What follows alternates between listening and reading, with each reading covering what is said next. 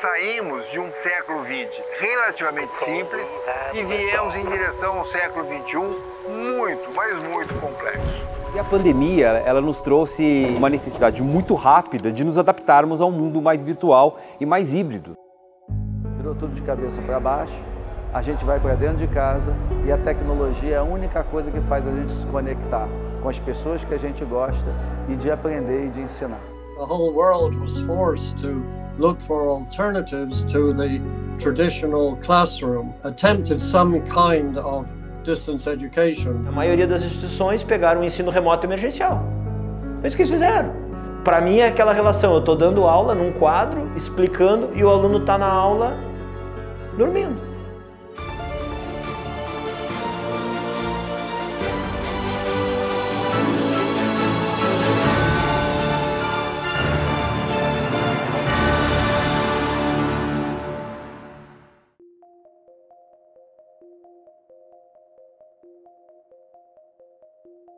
A pandemia, ela teve duas contribuições muito relevantes para o processo da educação. Uma, que é lugar comum, que todos sabem, ela veio acelerar certas mudanças que já estavam em curso, do ponto de vista tecnológico, do ponto de vista da adesão aos elementos virtuais na educação, uma maior adesão ou uma menor rejeição, se você preferir, mas ela trouxe um outro componente que não é tão observado por todos ainda. É o componente da oportunidade de reflexão sobre o que fazer com a educação de modo geral. Porque quem trabalhou na pandemia em replicar o modelo que ele fazia no presencial no mundo virtual, viu que isso não funcionava bem. E aí isso abriu um leque enorme de possibilidades para você ampliar as coisas que você faz na educação. E isso vai ter um impacto de médio e longo prazo muito grande. The fact is that most people who came to teach online in the emergency had no knowledge at all about distance education theory, or indeed how to practice distance education. They simply went online and tried to teach the way they teach in the classroom. Teachers did not know how to structure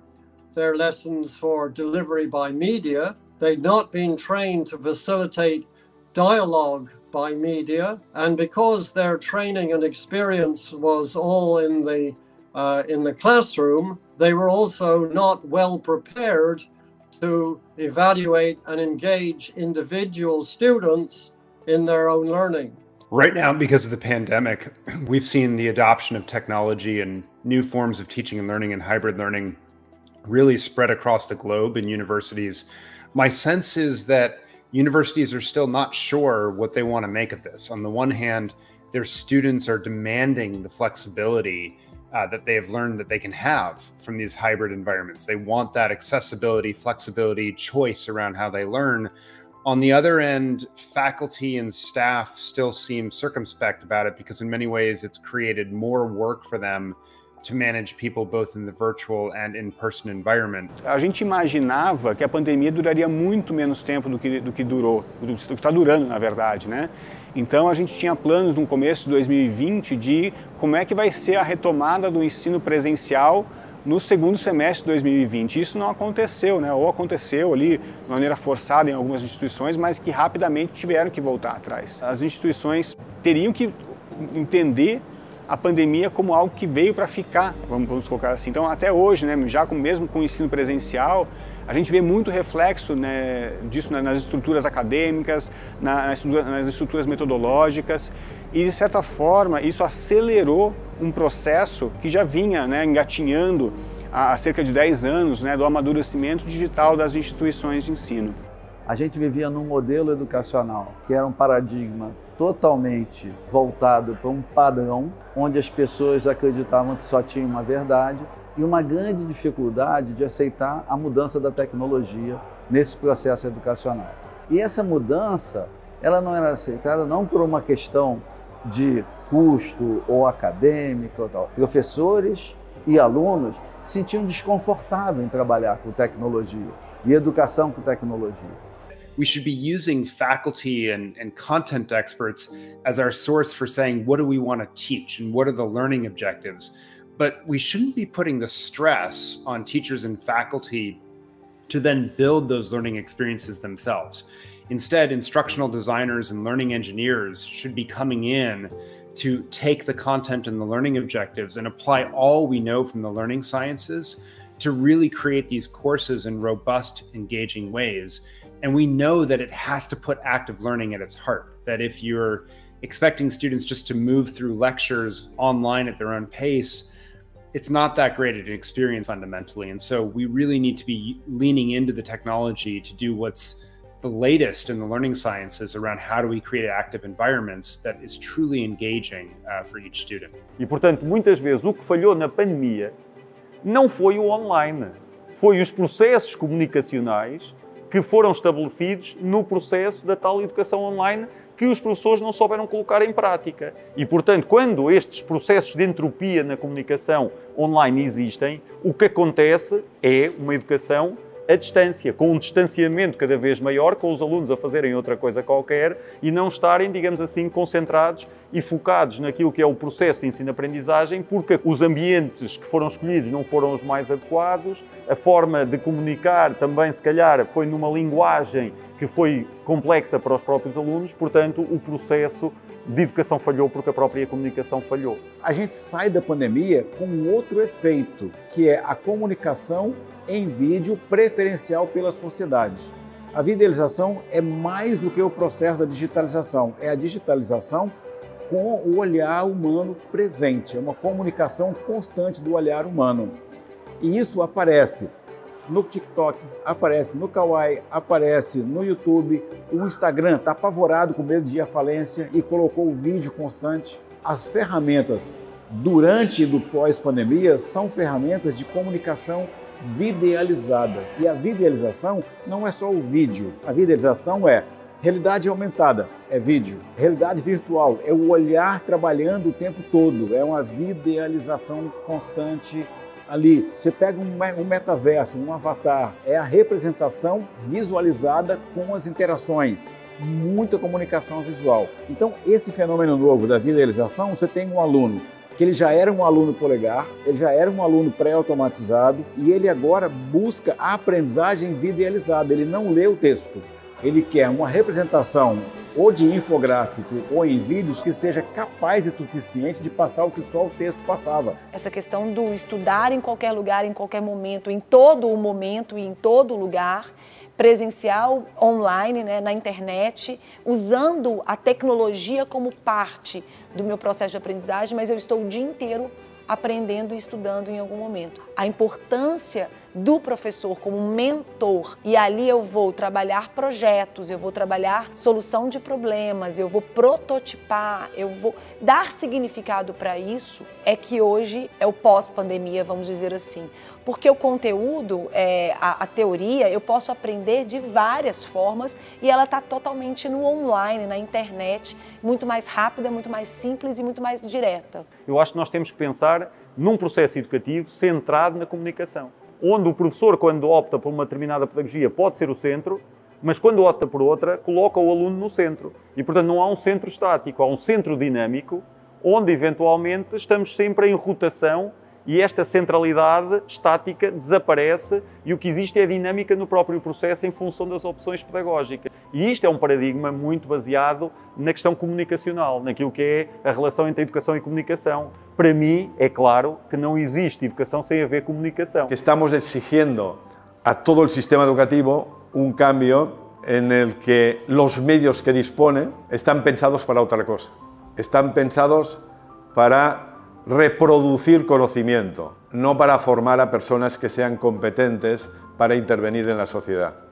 ¿Cuál ha sido la vinculación afectiva que ha tenido el alumno con sus compañeros y con sus modelos? El maestro es el modelo para crear formas de comportamiento determinado. Los compañeros son aquellos que permiten ensayar situaciones de conflicto para poder entender cuál es mi respuesta mejor. Estas habilidades son difíciles de ser resueltas desde la distancia. También la pregunta es, ¿la escuela lo está abordando? ¿Está abordando estas competencias? ¿Es consciente de que este es su objeto también de aprendizaje? El problema es, cuando estamos hablando de competencias, estamos hablando de una fantasía. Está muy lejos de la realidad, de lo que puede hacer la escuela. Durante esse período todo, nesses 2 anos, principalmente aí de cenários mais críticos para a Covid no Brasil, O que nós observamos foi uma migração de 40% da demanda que lá atrás olhava para um curso de graduação e falava: o único modelo de ensino que eu aceito é o presencial. 40% dessa demanda migrou. Não significa que ela quer um curso 100% à distância, mas que ela aceita ter um pedaço, né, do seu processo de ensino-aprendizagem oferecido com o uso de tecnologia.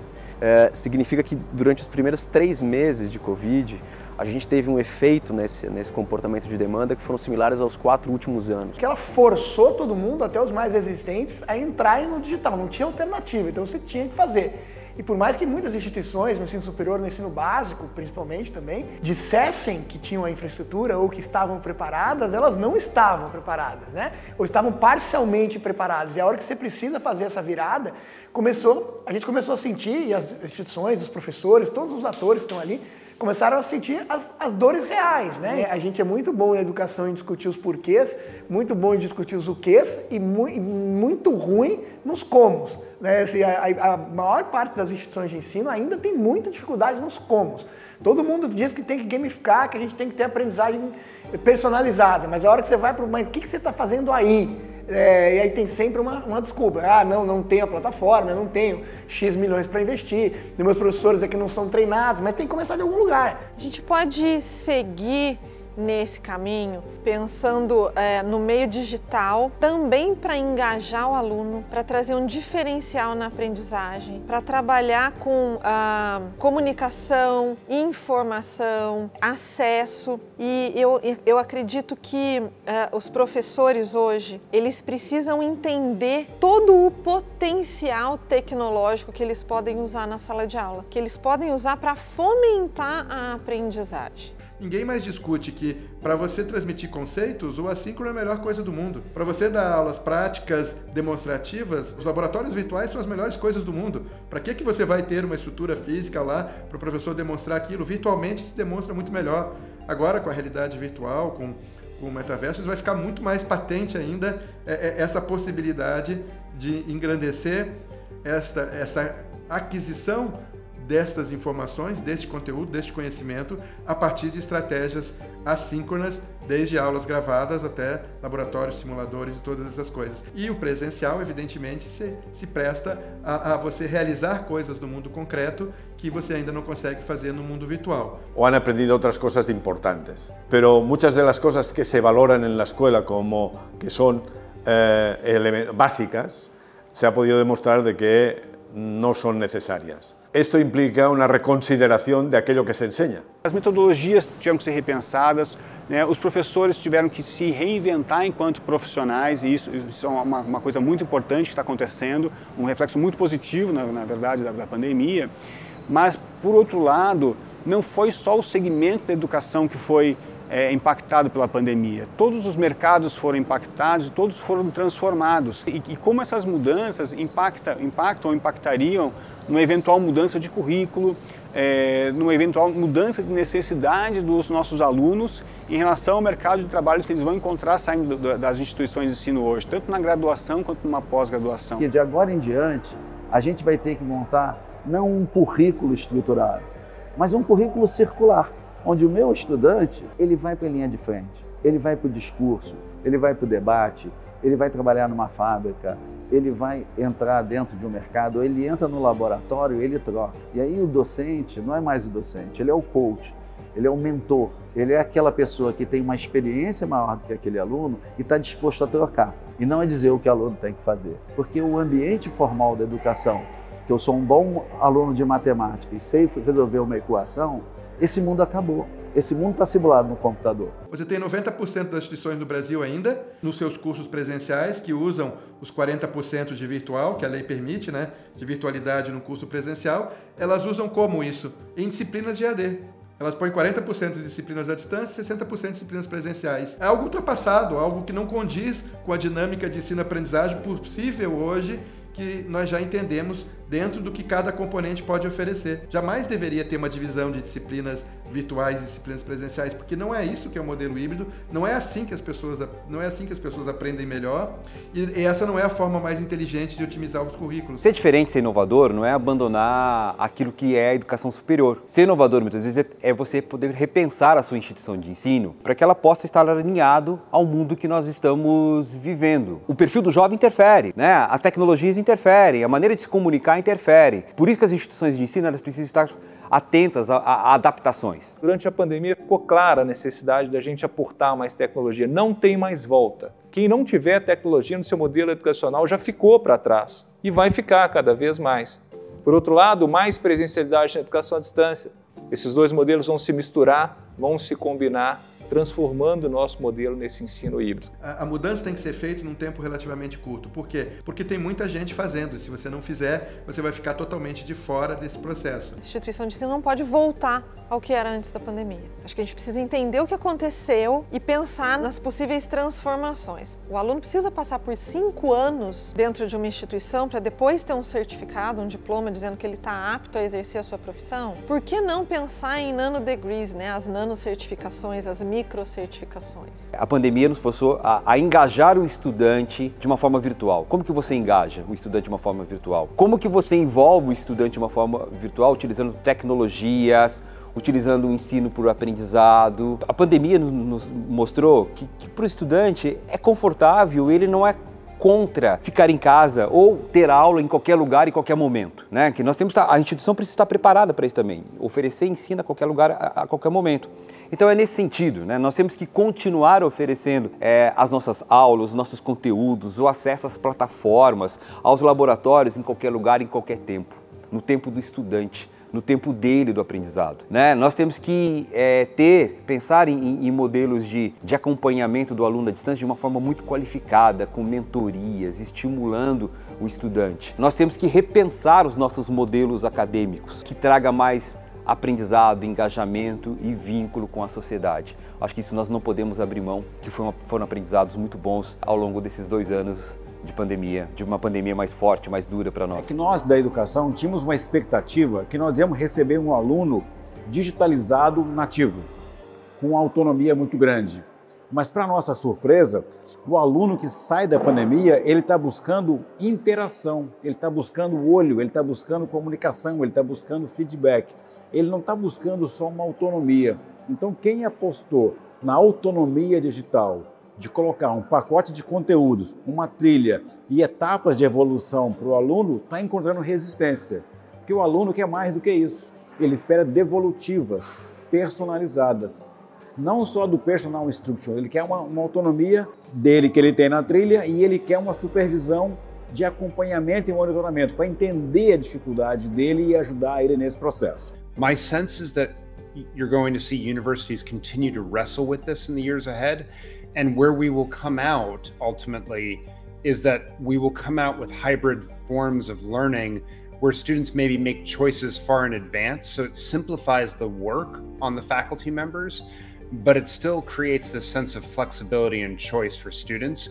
And frankly, I think you're going to see new institutions come along that do a much better job of this, that actually teach us the right ways to set up these models to allow students to have the best of in-person and the best of online. I hope and I think that this exposure to the possibilities of distance education will encourage more teachers, more educators to try to learn to do it and do it better, and will encourage more educators to study distance education theory and do research that contributes to the theory in future. Vai demandar que a gente abra nossa mente, quer dizer, enquanto educadores, enquanto escola, saber que não é uma transformação secundária. A transformação promovida pelas tecnologias digitais é uma transformação de grande alcance. Tecnologia é algo que não tem mais volta. As instituições têm que se adequar, elas têm que utilizar, têm que adotar, senão vão morrer. E aí muitos me perguntam, né?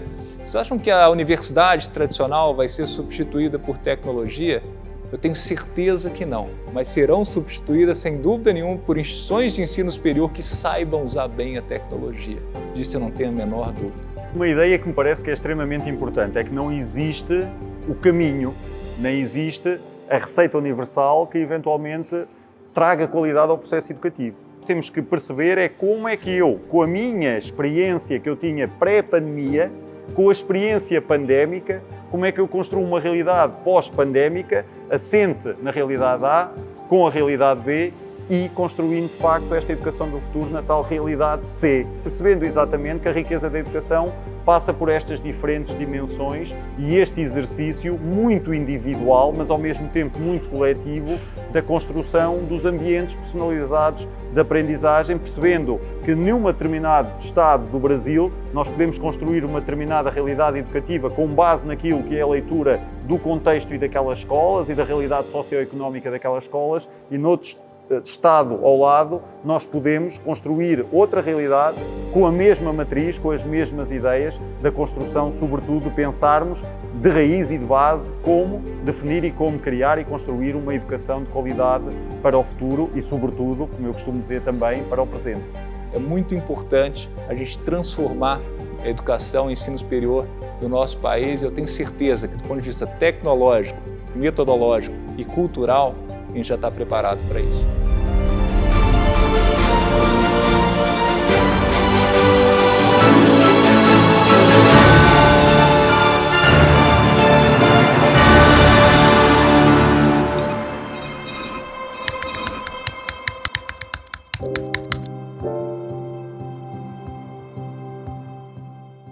The pandemic really changed education. Eu acho que a gente caminha em direção a uma educação tremendamente personalizada, ou seja, centrada no educando. A gente tem um ponto de partida muito importante que vem sendo discutido. As instituições de ensino entendem que entregam um aluno pronto para o mercado de trabalho. E o mercado de trabalho nos diz exatamente o oposto. A experiência de aprendizagem é algo que, como você falou, é vital hoje para a manutenção do aluno. A experiência de aprendizagem vai ser melhor ou pior para o aluno de acordo com as expectativas que ele criou em relação àquele curso. E criar esses ganchos através dessas iniciativas é a forma que a gente entende ser a melhor forma para desenvolver o processo de aprendizagem.